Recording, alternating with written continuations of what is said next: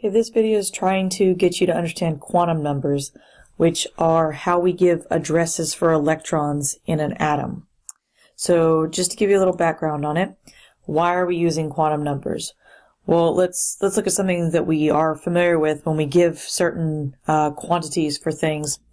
When you buy a ticket to a football game, what information is on that ticket? So if I wanted to find the person sitting right there, the ticket that goes with that spot would have several things on it. First, it would have the stadium name, then it would have the section number, then it would have the row number, and finally it would have the seat number. Now there's close to 100,000 people that have the same stadium name, and there's thousands that would have the same section number, and there's maybe 15 or 16 that have the same row number, but there's only one that should have that seat number in that specific set of other numbers. So we use these all the time to identify specific locations, and we're going to do the same thing for atoms.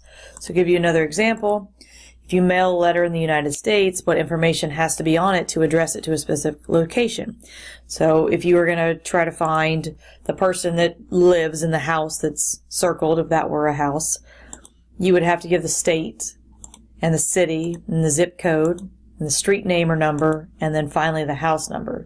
So there's a lot of information on there. So when you're looking at these two examples, these should be pretty familiar and easy for you to understand. But if you were coming in from a different planet and looking at this going, what are you talking about? The shape of our states makes no sense to an outsider, but we are familiar with it, so it seems easy. Well, we're about to talk about shapes of things in an atom that are going to be very unfamiliar for you. But the more familiar you get with it, the more you use this stuff, they will become commonplace, just like the panhandle shape of our state. Okay, so we're going to be working with the electron cloud model of the atom. So that's where we're kind of at right now in science about the atom. And so we're going to try to be able to find an electron, same kind of situation. If I wanted to find the electron that's located right in that circle, and I know there's a lot in that picture, but I'd have to give it an address of some kind. So we want to try to give every electron an address, just like every person in a stadium or every house that we might mail something to. Okay, and so that's what we're going to attempt to do with quantum numbers. So what they have done is they've tried to organize this atom into orbitals. So if you remember from what we talked about in class, orbitals are not specific rings of anything. They're shapes in space. They're three-dimensional shapes that describe where this thing might be. So kind of like the classroom, my classroom. If you had to describe my classroom, that's a shape where you might be. It doesn't give a specific spot in that room. It just says, okay, you're in this area. Okay, or your house would be an orbital. So there's different kinds of orbitals for an atom. And so what you see on the left is labeled an s orbital. And we're going to have both a number and a letter for that. But this is called an s orbital, and it's shaped, you can tell from where the electrons are, in a sphere. Okay, and so where the heavy amounts of dots are, that means that there's a high probability that the electron will be in there. So the idea with orbitals is we never know exactly where the electron is, but we can limit it down to a certain region in space. And so that's what this is showing. And the more dots there are in a specific region, the more likely it is that that electron is in there. Okay, and then on the right you see something called a p orbital. Well, the p orbital you'll see as a designation that they generally say it's a dumbbell shape. That has the electrons, the density of the electrons on either side of that nucleus, a dumbbell shape. So there's also something called a d orbital, which kind of looks like a clover leaf. So I don't have this in the electron dots anymore, but that's the general three-dimensional shape of the d orbital, called a clover leaf. Now there's other letters. There's something called an F that we're definitely going to talk about, and you'll see it in class. Those are much more complicated shapes. So if you've noticed, with the three letters, they've gotten more and more complicated. There are mathematical equations that describe each of these, and we're not going to deal with those, but they do have equations that describe that exact shape. So the S and the P and the D are the ones that you're going to see most commonly. Okay, so the next thing that they did with the orbitals is they talked about, okay, orienting them. So we don't deal with this in our lives about addressing on the ticket, but which way is this orbital, this shape, going to point? So if we just look at the s orbital, if that thing is oriented in space one way, well, if I tried to rotate it, see I rotated it at 90 degrees, it looks the exact same again. And if you did it again, again, it looks the same. So there's really only one orientation for an s orbital. And so we're going to get to see with that with the numbers. So just one orientation. P orbitals, though, the dumbbell, you could take this same shape and you could rotate it so that it's vertical and you have another orientation. Okay, and then you could once again, this one looks like it's a diagonal. It's really supposed to be indicating three-dimensional coming out at you from the paper, like the z-axis in math.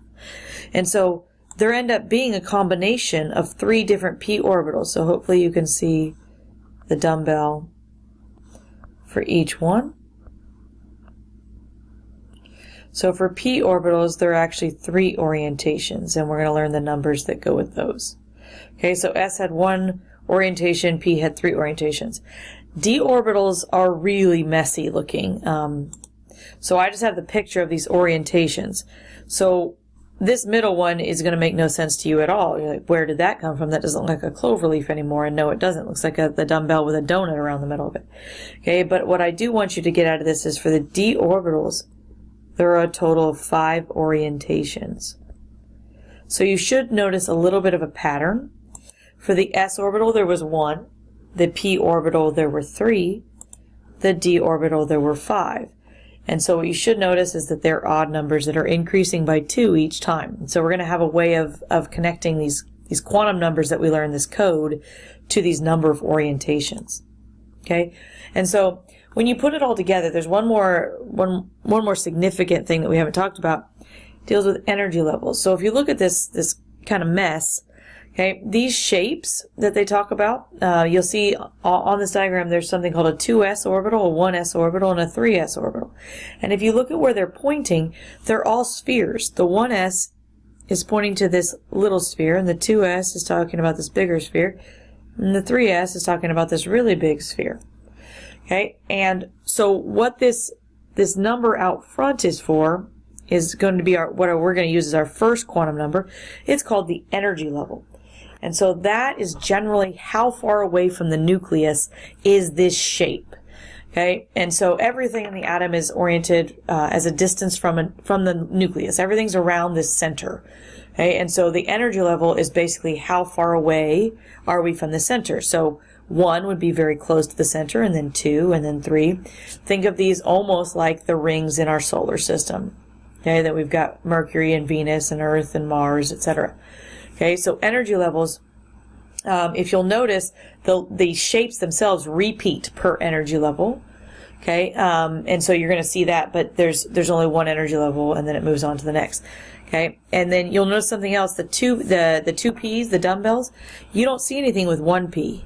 Now there is going to be a 3P, but there is no 1P, and we're going to learn that with these numbering systems. Okay, so there are 4 quantum numbers that we're going to learn, and this is where it gets uncomfortable, and this is very sciencey, and this is where you just kind of get used to it. We know what a zip code is now. We know our state codes. Well, you don't know quantum numbers, but here's the beginning of them. So there are 4 quantum numbers. N, okay, which has the principal quantum number. Okay, but it is talking about the energy level. Where is this electron? Okay, and then there's the angular momentum quantum number, which is going to be L, and it is talking about the shape of the orbital. Okay, and then there's what's called the magnetic quantum number, which is M, we'll say M sub L. There's a subscript of an L with this M, so it's very much related to that shape. This is the orientation. So that's where I was spinning the things and turning them in different ways. So you have to understand that the orientation is very directly related to what the shape is. Okay? And then the last one we haven't talked about, but we will, and it's the easiest one. It's the spin quantum number, which we'll say M sub S, because there's a little subscript S. And it's the spin of the electron in the orbital. Okay, so that won't make much sense right now. Okay, so there's a slide on information about each of these quantum numbers, and I don't want to read this at you, but there's certain rules for these quantum numbers. So N was the principal quantum number, and it's the energy level. Okay, N has rules. N's numbers start at 1, and then they count by ones off to infinity. Okay, now realistically, in our atoms, the ones that we've seen on Earth, the highest we've ever gotten is 7. but theoretically they go on and on and on. Okay, but this is going to connect to our periodic table when we come back to class and learn about these electrons some more. And so these are very much related to that periodic table, and you'll get to see those on there. But N, you have to know, goes from 1, it's just the ring level, the energy level, and off to infinity. Okay, all right, so this is a little diagram of what that looks like. Okay, and they use the variable N for energy levels. Okay, that's our quantum number, and it goes on and on. Okay, the higher the energy level, they say the higher the energy. Okay, so the energy electron in energy level 6 has higher energy than the electron in energy level 3. Okay. All right, and then we have the angular momentum, which is L, which, if you remember from the previous slide, this is the shape. Okay, and so there are certain shapes that we've already looked at, the S, the P, the D. You see the sphere, the dumbbell, the cloverleaf, and the F gets really complicated. Okay, there's other letters that go on from here, but these are the only ones we see for elements that we know. Okay, but the L range is really tricky. The L range is an interval, and it goes from 0 to n minus 1. So in math class, you may have learned intervals like this, or you may have done the brackets. But it's an interval. It's not the two things, it's a whole range. Okay, so that's to say, if n was 2, L can be 0 to 1. That interval. So 0 and 1. Okay, if n is 3, L can be 0, 1, or 2. The interval 0 to 2. So it goes from 0 always to 1 smaller than your n. That's where that's coming from. So you figure out what your n is, and then the L is based on that. Okay? And so looking at these numbers and going, well, these are meaningless. You just said that they were shapes. Well, these letters have a number code for L. Okay, the S, the number code is 0. For P, the number code is 1. D, the number code is 2. F, the number code is 3. So from here on out, well, these are all that we see in our nature, the ones that we've recognized on Earth. But from here on out, they would go in alphabetical order. So G would be code for 4, and H would be code for 5, etc., etc., etc.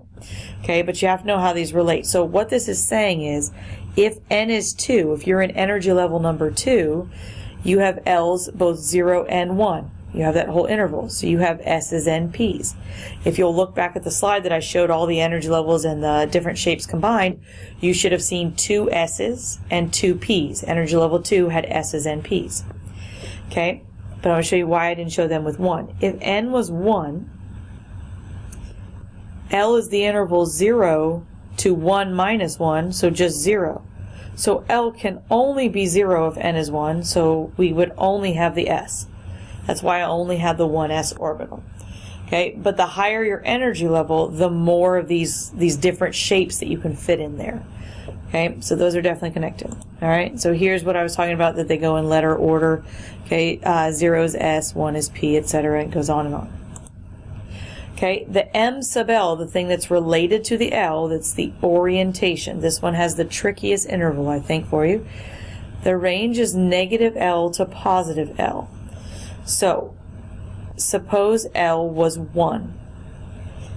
M sub L can be the interval negative L, negative 1, to 1. Or if you like, interval notation shown like this. Okay, but what that means is M sub L can be negative 1, 0, or 1. Those 3 possibilities. Okay, and if you remember, L was code for that P orbital, which was the dumbbell, and M sub L is the orientation. And what we've gotten is that there are 3 orientations, and that was the horizontal and the vertical and then the z-axis orientation that I showed you in a much better way on that animation. Okay, so these numbers correspond to how many different ways that you can orient them. So let's look if L was 0, which is an S orbital, code for that sphere. Well, M sub L would be the interval negative 0 to positive 0. Well, there's no such thing as negative 0, it's just 0. So M sub L would just be 0. Well, when we looked at the S orbital that looked like a sphere, When we turned it, it looked no different. There was only one orientation that we could make the s orbital, and there's only one orientation code number for that. Okay, and so let's look again at the d orbital, L equals 2, which is the d orbital. M sub L could be the interval -2, negative L, to positive L. So if you like the interval -2 less than M sub L is less than 2, that means M sub L can be -2, -1, 0, 1, and 2. And if you go back and look at the page where I showed you the d orbital orientations, there will be 5 drawings shown, and there are 5 different orientations. These are just number codes that fit with those. And so someone has come up with these quantum numbers and these little equations that represent the intervals so that they relate directly to the things that we see in nature. Okay, so this one's the most painful one.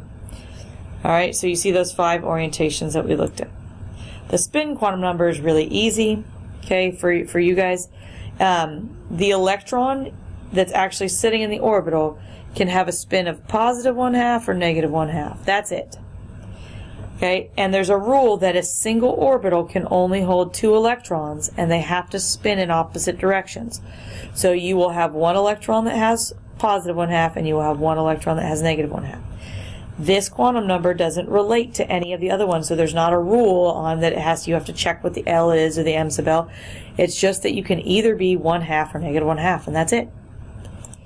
Okay, and so this is a little picture of what the electrons will do in a magnetic field, how they'll spin.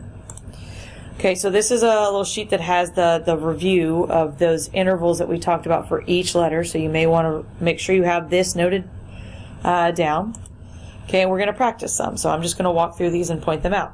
So it says, identify which of the following sets of quantum numbers are valid, so that fit our rules. Which ones can you possibly see? Okay, and if a set is not valid, we're going to explain where and why. So what we're going to just do is check these numbers. You don't have to know what these mean yet. That's what we're going to do in class. You just have to be able to follow the rules today. So we're going to go letter by letter, quantum number by quantum number, and see if that's an allowable thing. So when we check this one, can n equal 2? Well, n's rules were 1 to infinity. Okay, so that's fine. That checks out. L's rules were 0 to n-1 as an interval. So this one we have to check to the left of it. So if n equals 2, L could be 0 or 1. Well, this one is 1, so that checks out. Okay, our rules for M sub L were -L to positive L. So we have to look to the left again and see if this works. So if L is 1, M sub L can be -1, 0, or +1. This time it's 0, so that checks out. Okay, and then the M sub S is the easiest one. M sub S, we're just looking for +1/2 or -1/2. Either of those is fine. So this one checks out, so this is valid. It just fits our rules. We will talk about what these mean in detail, but essentially what this means is energy level 2, the L equals 1 was the p orbital shape, and then one of the orientations, let's say it's the orientation that's horizontal, and then the spin of the electron that's actually in that orbital is the +1/2. So there's an electron sitting in that orbital. Okay, sorry. All right, so let's try the next one. Okay, just following the rules. Can n equal 1? Yes, it can. Okay, so then we have to check. When we check L, we have to reference n.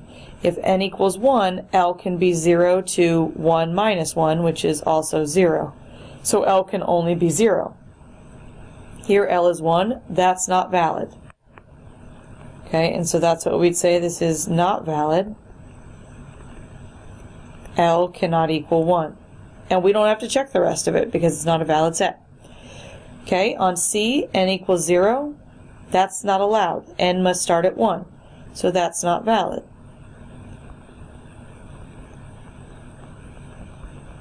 Okay, on D, And we have to check, does n equal, or can n equal 4? Yes, it can. It can go from 1 all the way to infinity. So that checks out.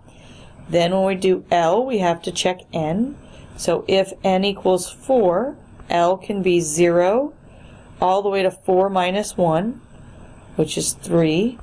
So it can be 0, 1, 2, or 3. And L is 2, so that checks out. So then we have to check the next one, m sub L. Okay, and m sub L is based on L. So if L equals 2, m sub L can be negative 2 to positive 2, which would be negative 2, negative 1, 0, 1, or 2. Okay, well m sub L is 1 here. That checks out. And then m sub S, that checks out as well. It's a positive 1/2. And so we checked every one of these. And so this is valid. So the idea as you go through this is L and m sub L are based on the previous quantum number. So those two you have checked. You can check the beginning and the end right away. Okay, so on E we can check those two, knowing, hey, n can equal 2 because it can go from 1 to infinity, and m sub S can be negative 1/2. But the two middle ones are based on the previous number. Okay, so on E, n is 2 is fine. If n equals 2, L can be 0 to 2 minus 1, which is 1. So L can be 0 or 1. Here L is 2. That's not valid. Okay, so we'd write not valid. L cannot equal 2. Okay, next one, n equals 2, checks out again. Okay, if n equals 2, L can be 0 or 1, just like E. L is 1, so that checks out. Okay, if m sub L equals, if L equals 1 here, then m sub L can equal negative 1, 0, or 1. And here they have it as a negative 1, so that checks out. And then m sub S equals negative 1, that's not okay. That's not our negative 1 or negative 1/2 or positive 1/2. So that's something you probably want to check right away instead of going through all of the stuff I just did. This is not valid. M sub S cannot equal negative 1. Alright, so the last one, n equals 4 and m sub S equals 1/2, both check out. So let's check the middle ones. So if n equals 4, L can be 0 to 4 minus 1, which is 3. So we can have 0, 1, 2, or 3. L equals 2, so that checks out. So then if L equals 2, m sub L can be negative 2, negative L to positive 2, which is negative 2, negative 1, 0, 1, and 2. M sub L is negative 1, that checks out. All of them check, so we're valid. Okay, so that's checking quantum numbers, just following the rules. Okay, they definitely have meaning that we're going to get into more. Okay, and then the last thing is the Pauli exclusion principle. Okay, this is developed by a physicist named Wolfgang Pauli, but he said no two electrons can have the same 4 quantum numbers. They can share 3, but not all 4. It's the same thing as you can share the same stadium, the same section, the same row, but then you can't share the same seat. Now, you could have the same seat as someone else as long as they're in a different row, or in a different section, or in a different stadium. So you just cannot have all 4 the same. So that's saying every electron has a unique address, and the same thing applies to us when we sit in a seat or we're in a house. We want our address to be unique, otherwise we cannot find it. Okay, so there's got to be just an individual. You can't have the same 4 as something else. Okay, and that's it for quantum numbers.